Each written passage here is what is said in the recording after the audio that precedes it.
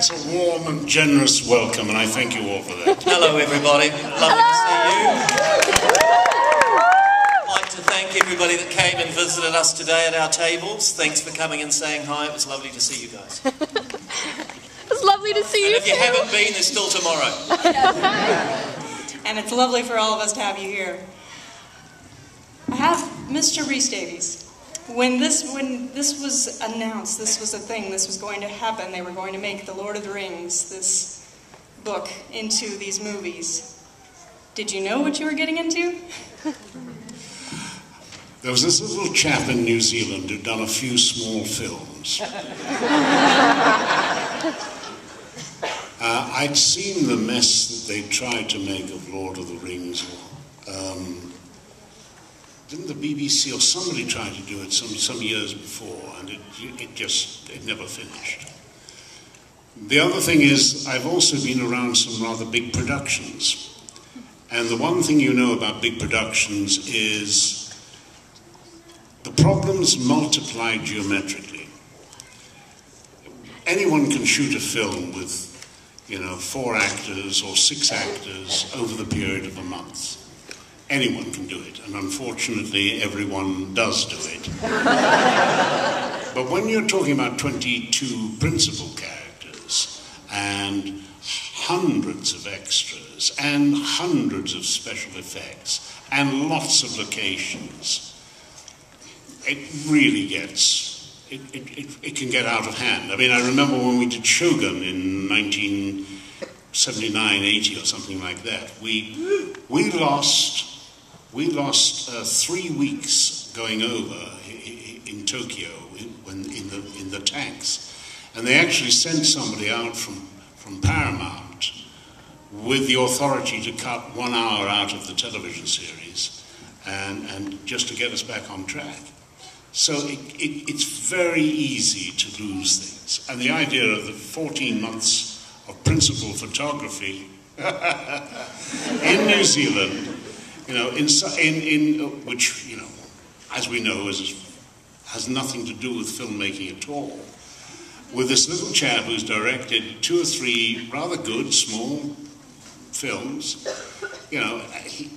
there was no question in my mind that this was a disaster in the making. But I was delighted by the prospect of going to New Zealand. What I wanted to do was find a nice small part, go to New Zealand that I'd never seen, and spend a month or 2 there at somebody else's expense, look around the country, and then come home and forget all about it. So I was horrified when, instead of getting that nice little part, they offered me Gimli. You spend 30 years as an actor trying to become recognized, and you end up putting on a full prosthetic and becoming invisible for 3 years. No, not for me. And I basically said, no, this is a waste of time. This film will never get made. We'll get into the 6 months or something like that, and we'll be so far behind that, the first one might get completed, the second one will be cancelled and scrapped. So the only thing that got me there really was my manager, my now manager, he was then my agent, said, John, if you don't accept this part, I don't think we can continue to represent you. Oh. Bitch.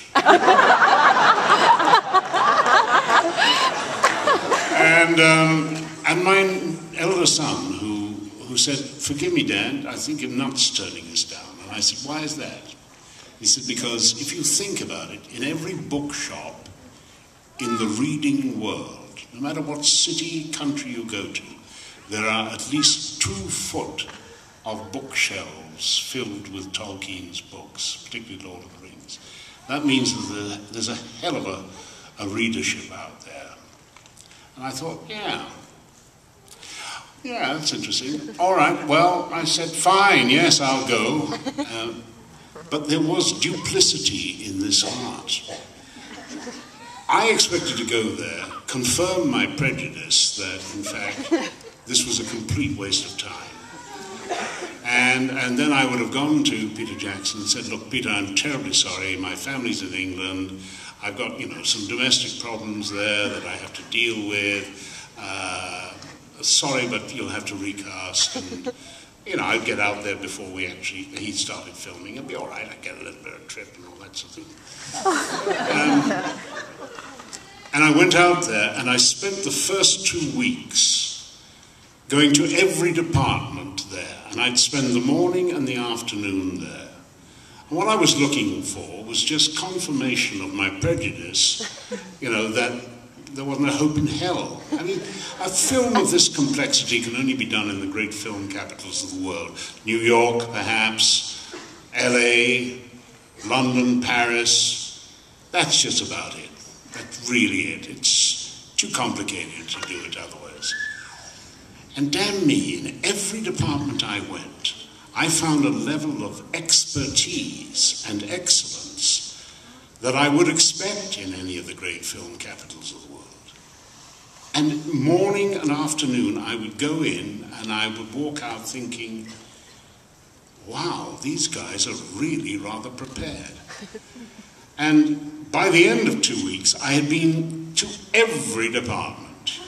And I'd really interrogated them, and I was really worried because, not only were they good, but they were probably better than any of the great film capital departments in the world.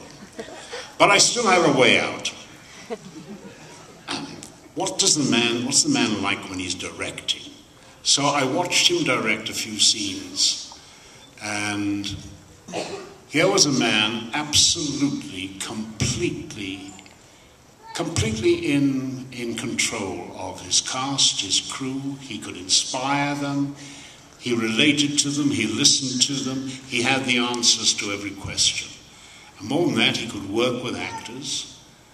And so having gone there as a complete skeptic, at the first press conference we had with a lot of local journalists and this sort of thing, I got up and said, gentlemen, you really have no idea what is happening here. I'm going to make 3 predictions. 1, this film is going to be bigger than Star Wars. The new Star Wars was just being shot. I saw Peter Jackson going.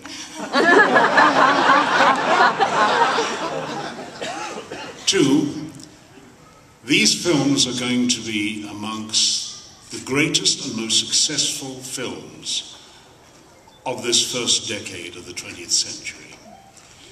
And 3, in 20 years' time, when you look back on the great films of your lifetime, Lord of the Rings is going to be there. Revise your expectations upwards. And of course, I got pilloried in the local newspapers. Actor says, Lord of the Rings is going to be bigger than Star Wars. What an idiot, 18 months later, Peter Jackson came to me and he said, you remember that first press conference when you said we would be bigger than Star Wars? I said, you mean that moment when you buried your head in your hands? And he said, yes, that moment. He said, I just want you to know that today our receipts have outgrossed Star Wars.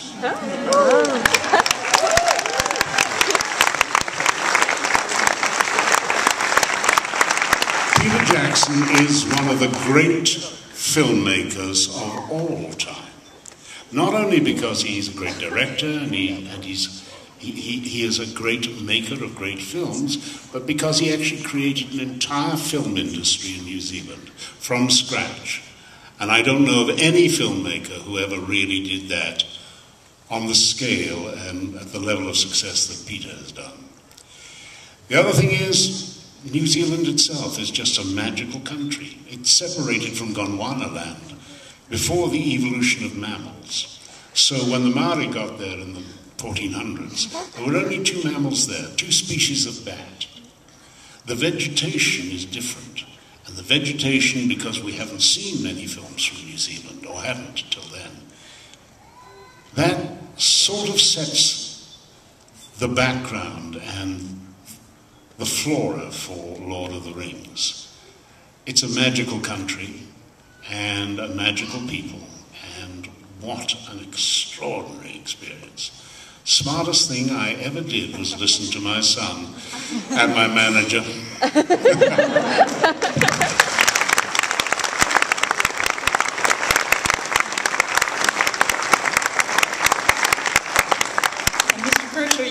You are almost in the opposite situation. There was this phenomenally successful trilogy proceeding, and now they're assembling the new team, and was there doubt? Will it live up to the Lord of the Rings? The Hobbit has a different tone. What are we going to do? Were you dubious?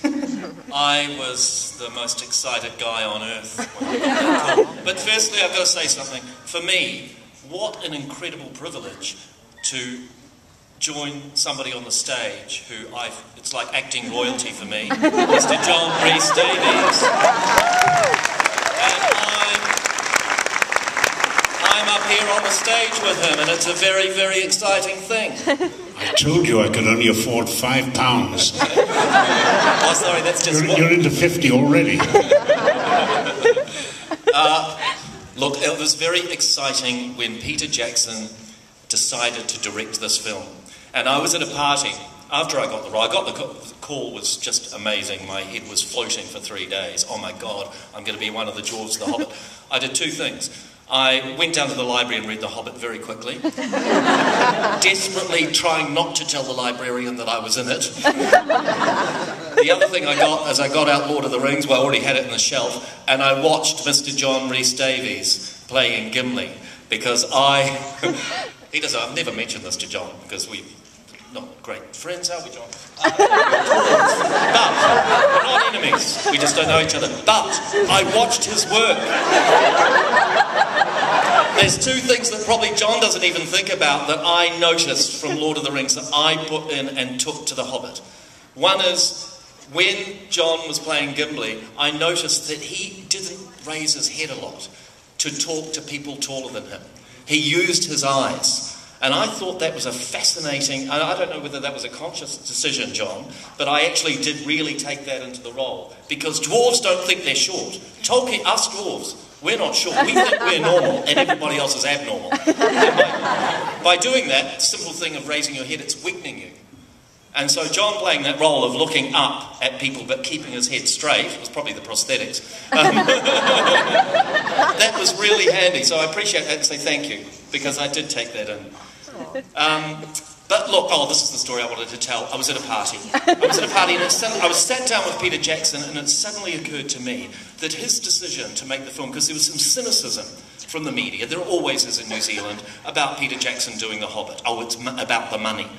Blah, blah. Well, it's not. It's actually 5, 6, 7 years out of that man's life. And for that man to decide to do The Hobbit and say, all right, you only have so many chunks of 5 or 6 years in your life to create things. So for him to actually take that on showed me just how impassioned he was and creative at making such a huge decision that he was going to devote that much of his life to making this project. Nobody does that lightly. They don't do it for the money. He didn't need the money. He did it because he is an artist. And he's a fantastic director to work for. And he's completely normal.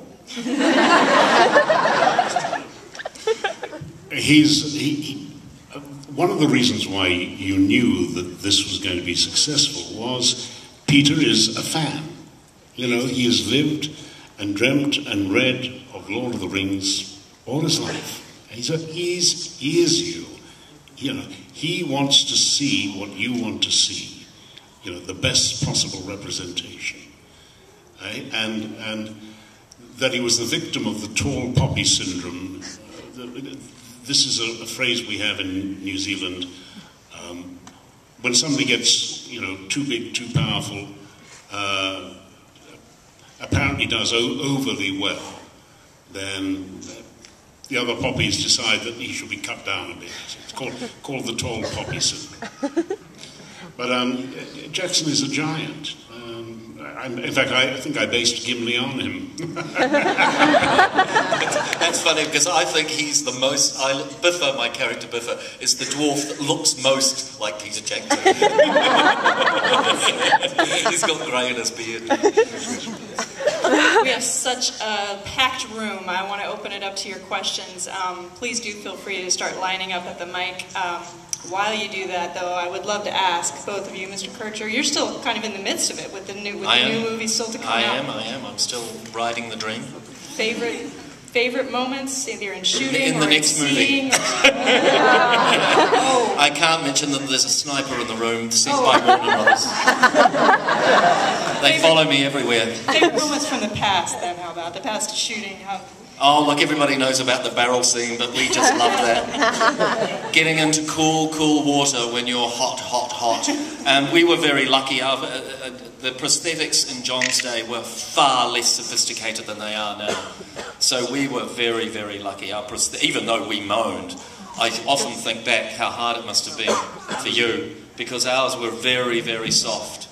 Well, when I came down and saw you guys on the set, I walked in and I thought, God, the cheats. They haven't got any makeup on.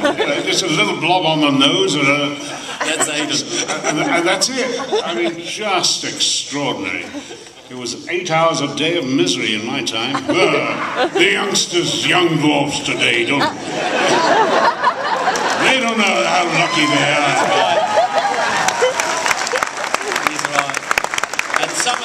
Some of the younger dwarves had very little makeup. So we have this theory that dwarves get to about 150 years old and all of a sudden their noses go and their ears go and their beards go.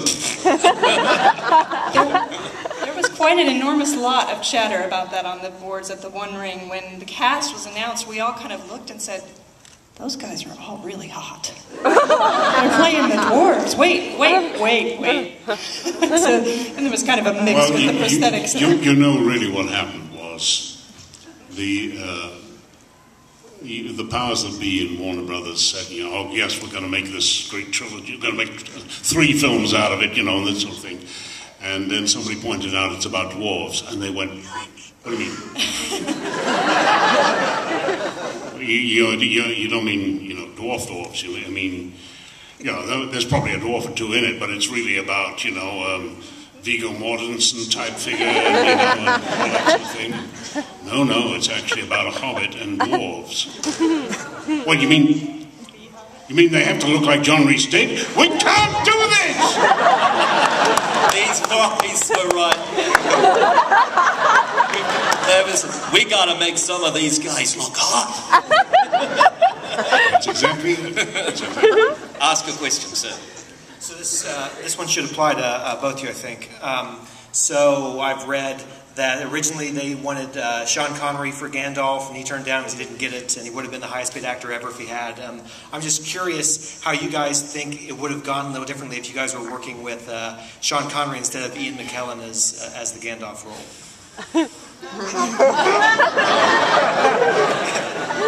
I can't imagine anybody else in it. Having worked with Ian, and the fact that I saw all the Lord of the Rings trilogy, but he was so magnificent at Gandalf that I could not put my head into anything else, personally. I just couldn't imagine. Run, you fools!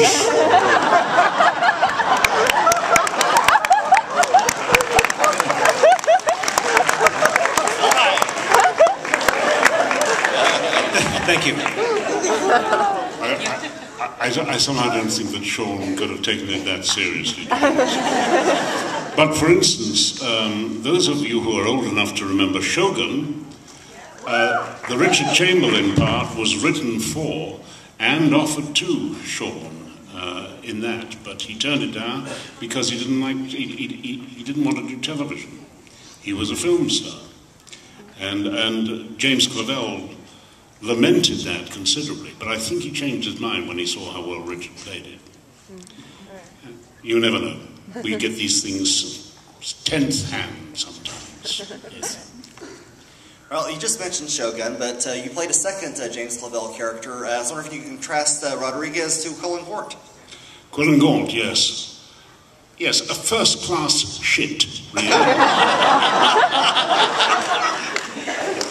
But very cool. Thank you. Hi. First, what advice would you give to an aspiring actor, and what is it like knowing that you've been a part of a series that will be remembered for generations? For an aspiring actor, just keep doing it. It's the best thing. Do plays. Be in plays. That's the way we all start. Just getting in front of people. Making stuff up. Be in short films. Just keep doing it. What was the other question? What is it like knowing that you've been a part of a series that will be remembered for generations? Well, hopefully The Hobbit will be remembered as much as Lord of the Rings for its artistic integrity. But to go down in history as one of the dwarves in The Hobbit is an incredible thing. And we all feel that, all the dwarves, we all sort of, and when we get together it's so fun because we have a, you know, it's a brotherhood. And so, you know, it's just an amazing thing. Right from the moment of that phone call, you know, I thought this is a life-changing thing. It just is for everybody. It was for Martin, it was for all of us, a life-changing experience. That's pretty darn amazing, and it doesn't happen every day.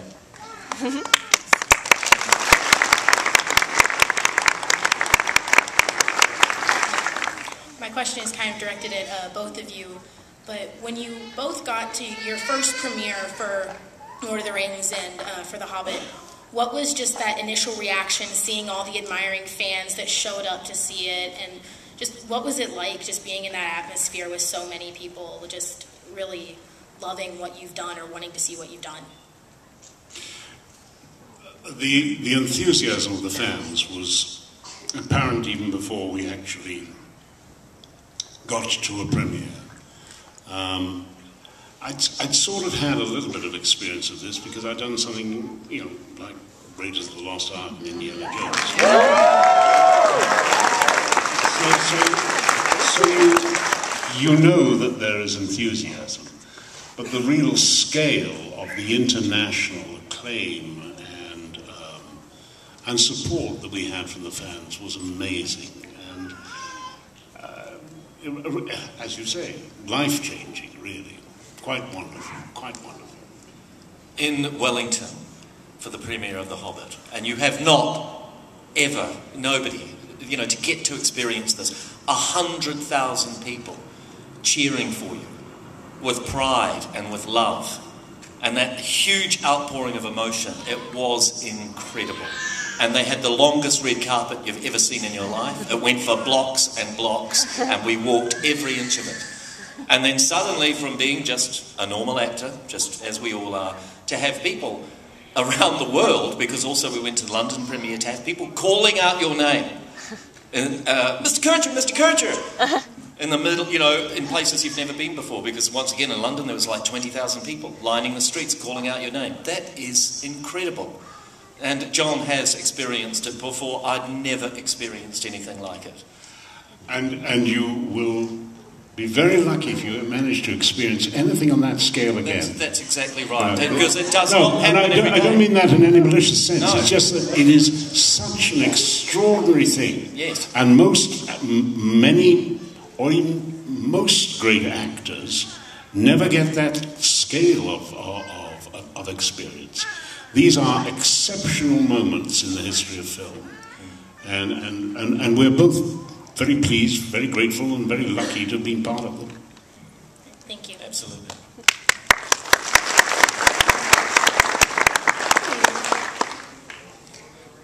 I wanted to know, what was you guys' favorite part of shooting the Battle of the Five Armies? Oh, wow. As I said, there is a sniper in the back of the theatre, and if I mention anything about the Battle of Five Armies, they would take me out. We have a very, very, very strongly worded contract that says we are not, especially at convention, not allowed to say anything. And before the films came out, we got an email directly from Warner saying, we know you guys are going to be doing conventions, don't say anything. You're only allowed to talk about the films that are already out. I have seen a little bit of it. It looks incredible.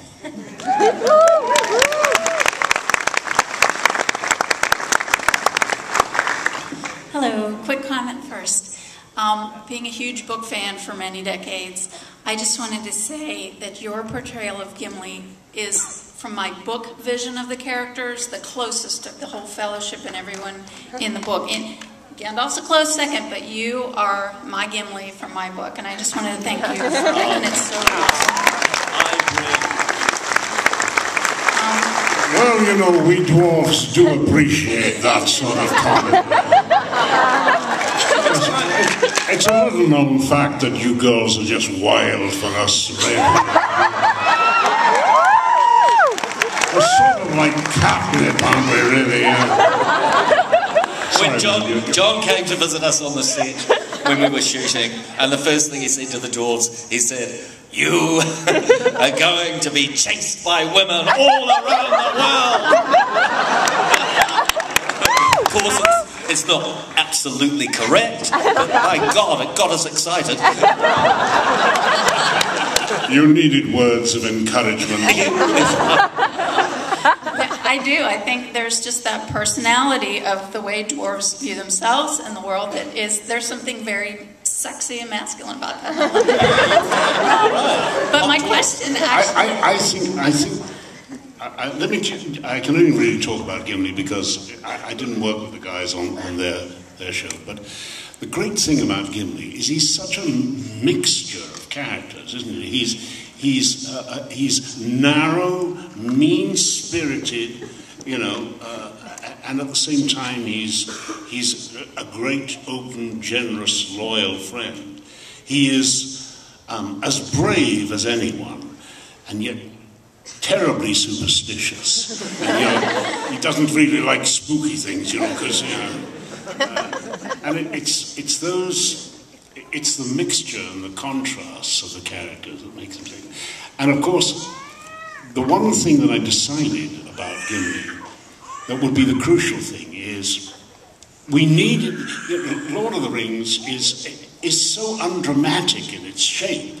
You can't make a film of Lord of the Rings because things are okay and then something bad happens, and then things get a little bit worse and something worse happens, and then there's a little fight, and then things get rather worse, and then, then there's a bigger fight, and then there's a skirmish, and then something really bad happens, and then... You can't get the arc of change and difference and variety in that sort of thing. So Peter and I decided that the lightning rod for all this tension would be Gimli. And the secret of Gimli is he doesn't realize he's small. That's right. And that incongruity of this man who's completely self-confident, completely assured, you know, and as far as he's concerned, Lord of the Rings is about a dwarfs leading hobbits to get the ring back, you know. As it should be. But it's that incongruity. He's such a great character for that reason. But thank you anyway for your kind words. Thank you very much.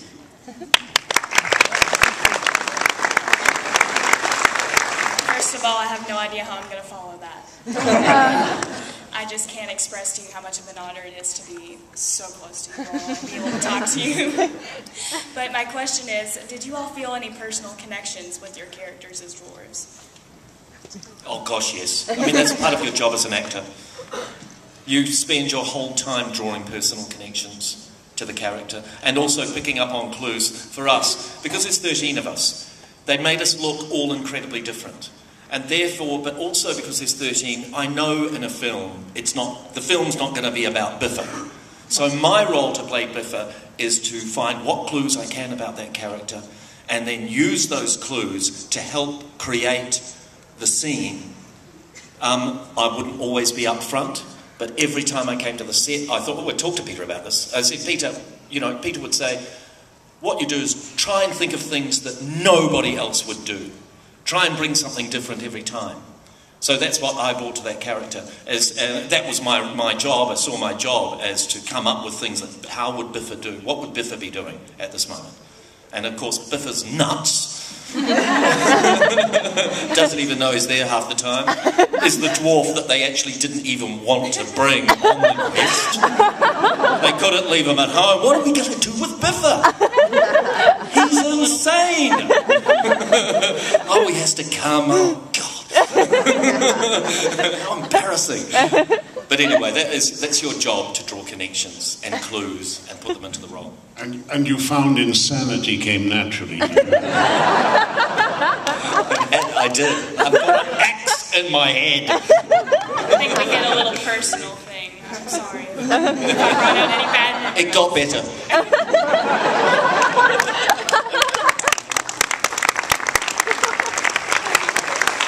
So my question is for the both of you. And it's during the process of filming either The Hobbit or The Lord of the Rings, just what is your all-time favorite moment from the filming? Oh, the bloody barrel scene. The barrel scene was insane. I don't know how much of you guys have seen production videos, but as John will know, the craft of the people that you're working with is incredible. And every time you walk onto the set, it's like the shoemaker and the elves. We go into a different studio, and overnight almost, another huge, beautiful set would have been created. I'm losing the question now. What was the question again? Favorite scene. Oh, favourite scene. Oh, the barrels. So, the barrels, we shot it in a real river, but then they took us to this massive studio that had been an old factory, and they had built a river in the studio, run by 2 huge V8 engines, all with natural rocks, and well, not natural, they looked real. But then we got into these barrels and they whizzed us around like a ride, and we did it for about 2 weeks, and my God, it was fun. We got pretty banged up, I have to say, but to get to whiz round and round, we all say, this has got to be a ride. So that was mine. Well, I had some aquatic experiences as well, as I recall. I seem to remember a malicious little elf getting into a canoe. The canoe capsized. The malicious little elf claimed that it was the dwarf that capsized. I bit my lip and waited patiently while the elf and I believe one of the hobbits got into another canoe, and guess what? The only other canoe that capsized had the hobbit and the elf. I think I rest my case.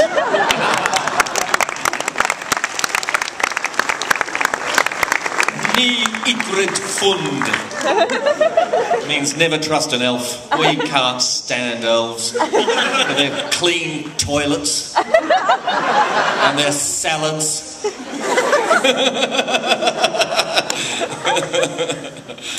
So, Mr. John Rhys-Davies, we grew up watching you in Indiana Jones, and we just think you're awesome. What 2 things? My mother used to say that, but thank you. What was it like working with Steven Spielberg? And if you were willing, would you sing the song from Right After Marion Kisses You in Raiders of the Lost Ark?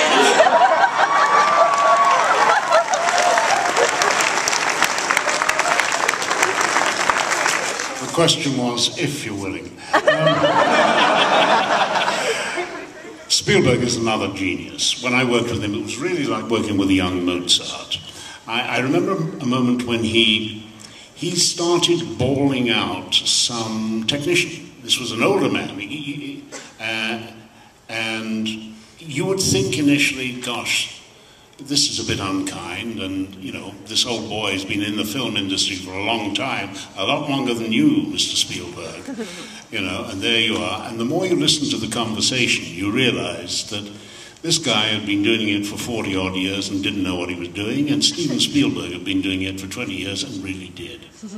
He has an absolute mastery and a passion for actually running that camera, much to the annoyance of the Operating Cameramen's Association. Stephen's a genius, a great, great filmmaker, and effortlessly creative himself. Great fun, great experience, I can only tell you. And working with, you know, Harrison, who's just grown and grown better and better as an actor over the years, and is really a great star of our time. And beloved Karen Allen, who was always a golden soul anyway, and who I love and adore. Paul Freeman, you know, the handsome French archaeologist, Beloch, or whatever they called him. Wonderful. In fact, possibly the finest performance in that first film.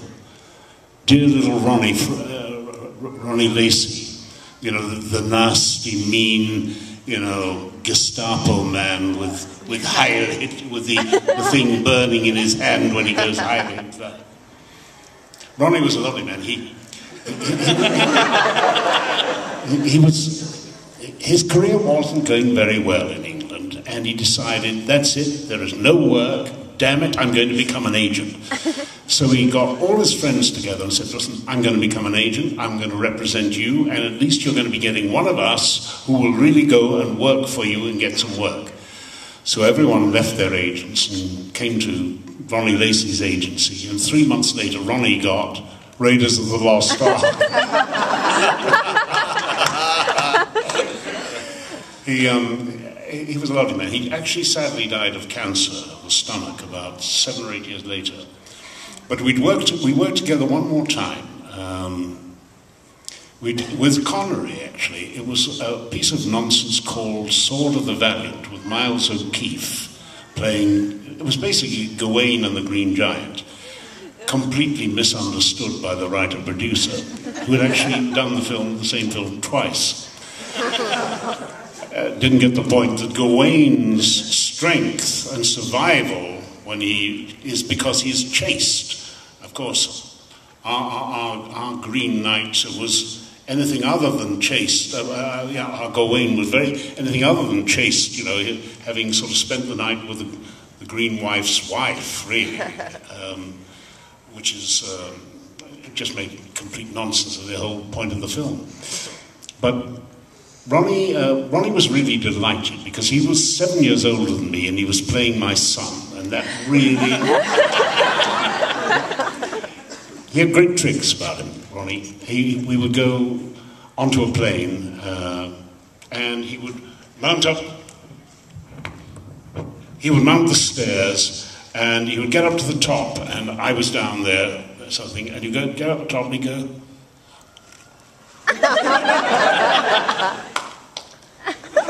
And I would go around and look, and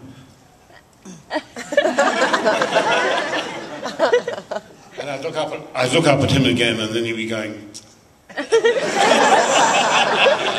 His best one was I had a huge amount of luggage, and he said, John, I've got your trolley.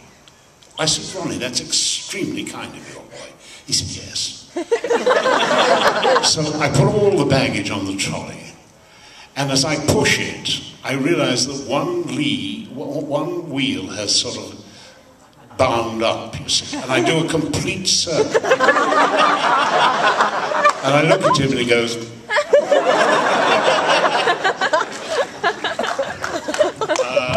I'm sorry about that, but I mean, I just wanted to just fill you in about some of those characters who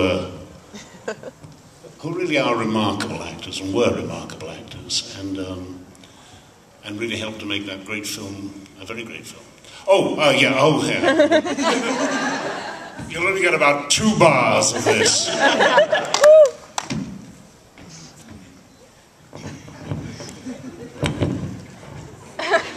A British tar is a soaring soul, as free as a mountain bird. His energetic fist should be ready to resist a dictatorial word.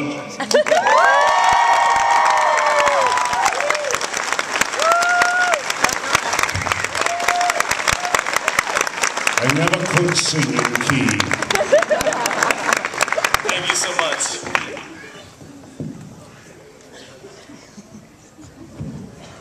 Thank you so much for gracing Cincinnati with your presence. Thank you to Cincinnati for having us. My first question is for Mr. Kircher, but I was just wondering if there were any pranks played on set, and which was your favorite one? Aidan Bloody Turner. We were getting ready for, well, Martin was hilarious on set. Martin was very, very naughty. Martin took great delight in when, we've got cameras there all the time because they make the production video diaries. So when you walk off the set, there's cameras in your face. There's cameras everywhere all the time. But Martin took great delight, and every time he saw a production video diary, he'd go, every single time as he walked past. Because he knew that they wouldn't be able to use it. No, the other one, Aidan, we were going up to battle. It's in the next film, can't really talk about it. But you know there's a battle. It's called the Battle of Five Armies. It's a battle. So we're getting ready to do the battle, and we're all grabbing bits and pieces. When you're an actor in a scene like that, as John will well know, you do your own, but you work out your own business, especially with Peter, because that's part of your job. So you preset things. I'm going to grab this knife, I'm going to grab this sword, I'm going to get the helmet, and you put those things in a certain place, so you grab them, walk out past the camera looking like a hero. Aidan Turner started hiding my stuff during the shot. So Peter Jackson says, and action, and you go to the place to get the thing, and there's nothing there. What am I going to do? Grab something completely stupid. I got him back though, I've got his underpants. Next one, sorry. Telling him, but he keeps forgetting. One day I'm going to auction Aidan Turner's underpants for charity. When he's really famous. And then I just have one more question for Mr. Rhys-Davies. I got the privilege and honor to live and work in Jordan, and so therefore went to Petra several times, and my husband was like so mortified because every time we would go through the souk, I'd be like, da, da, da. And you know, like we had family and friends with us, but what was your experience living and working in the Middle East and then also portraying an Arab in the films?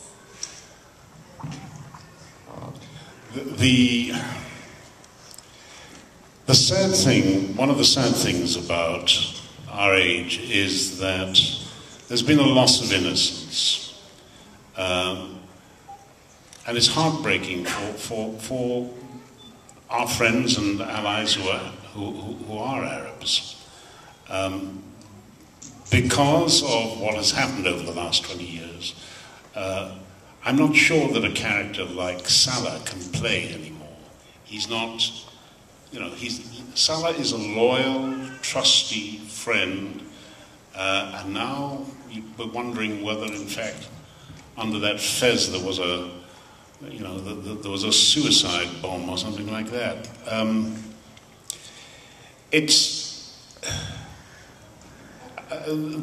The Arabs are an extraordinary people, and they have an extraordinary culture, and yet they're so insecure in so many ways.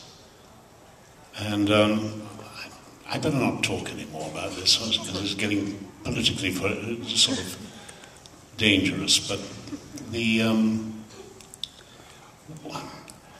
you would hope that through film we could start building bridges and relationships. But that is getting harder and harder to do. And I wish I knew what the answer was. I personally love playing Arabs. Every time I go to Israel, they look at me suspiciously and say, "You're Arab, aren't you?" And I say, "Yes." And every time I go to Egypt, they say, are you Jewish? Israeli? And I say, yes. That's like the story of my life. Because I'm Lebanese, so. All right. Oh, I knew Lebanon way before. When I was a little boy, I was around about 5 or 6, I visited Lebanon. And it was the most wonderful country, really. It was... Really, religion didn't come into it at all. It was all to do with business, Could I do business with you? Yes, splendid. In that case, come to dinner and we'll sit and talk and all that sort of thing. It was a golden paradise. And, it was really sad to read that wonderful book by P.J. O'Rourke, Holidays in Hell, which is largely about the Lebanon and places like that. It's tragic. How the heck have we got in the 21st century where barbarism is born anew every day, it would appear. I better not say anymore. Thank you. Thank you.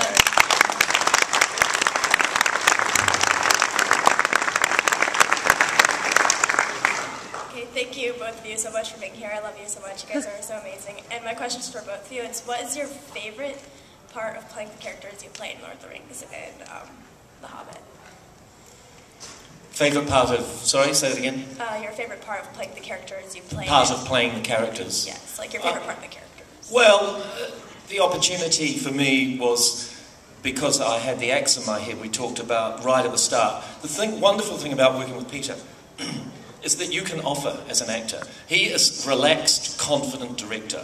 Some directors aren't as relaxed and confident. But that means that you can say, if your timing is right, because that's part of your job as an actor as well, you can say, hey Peter, what if I try this?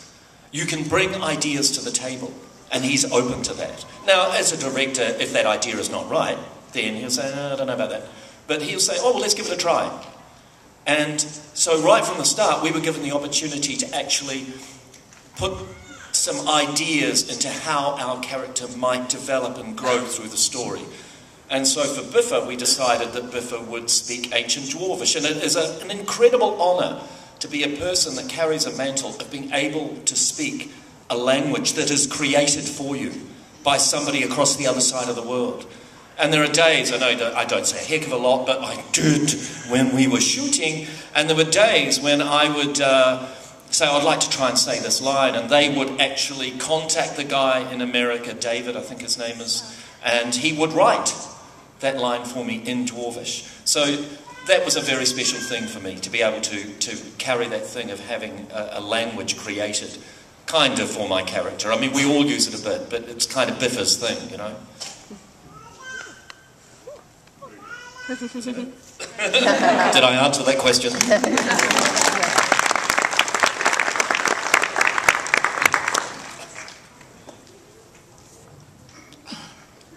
I'm not quite sure that you did. What was the question? What is your favorite part about playing the character that you played? Actually just... There weren't that many pluses, to be honest with you. It was a very lonely experience because I was the tallest member of the fellowship, which meant that for me to get down and give other people eye lines was almost impossible in the costume. So my double frequently gave a lot of eye lines for other people.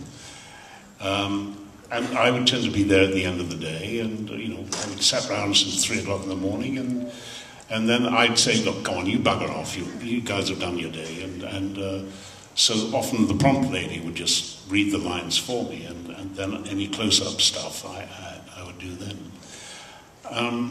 It was a very tough, one of the toughest assignments that I've ever had as an actor. It was worth doing because you knew that what you were doing was actually making something quite extraordinary. And let me endorse what my fellow dwarf here was saying about Peter Jackson. We would shoot what was in the script, until he was satisfied. And then he would say to me, "All right, John, I'm cutting you loose now. Improvise." And I would improvise. And when I heard him giggle slightly, I knew that it would be in the first cut at least. You know. He's a remarkable man in every sense. And I suppose working with them and working with that bunch of wonderful actors, because they really all are right for those parts, was really the high spot. I just wish I'd been able to be there for them more often than I was. It was just not physically possible because of the makeup. Anyway, will that do?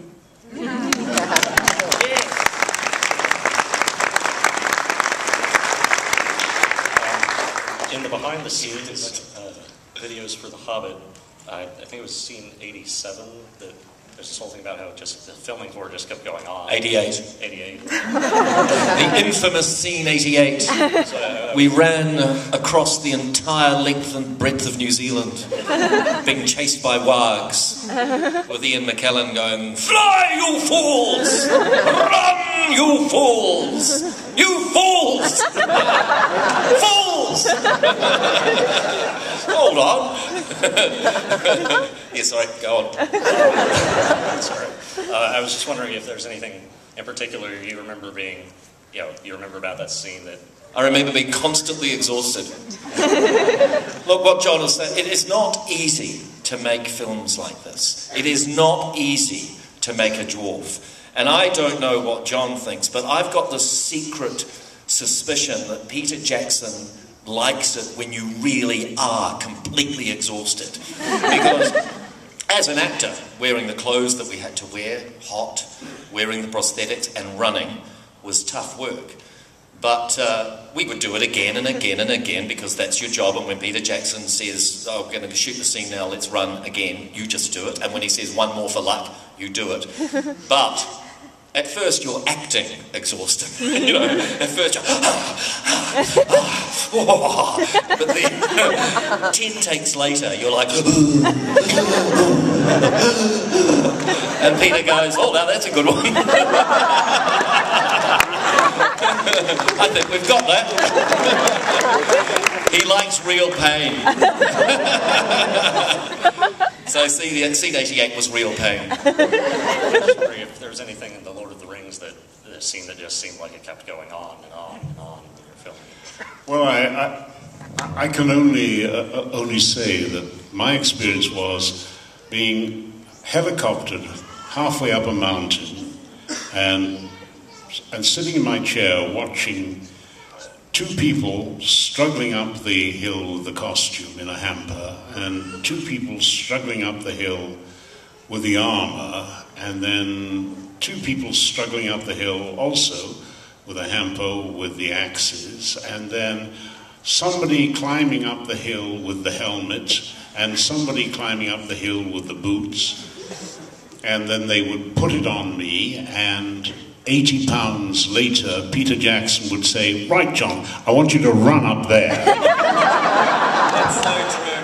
And what's hilarious about that is the budget. The budgets were slightly different because by the time they got to us, we had 10 helicopters. 10. Not 2, not 4, not 5. 10 on one day. So there was no struggling up with the hampers. We had a bit more money. One of the great things was we would fly in when we were doing that particular mountain sequence. And there was one actor, one Sean Bean, who doesn't like helicopters. So if we were scheduled to be shooting at 10 o'clock, at 5 o'clock, Sean would get me driven to the last point of the road, and then he would be uphill and down dale, walking all his way to the set. And we used to fly over him and go, "Hey!"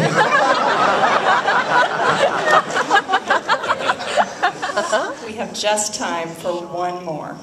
I'm sorry to everybody else. Oh. That's a lot of pressure.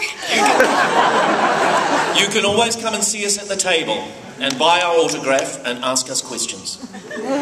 If you haven't already. Yes.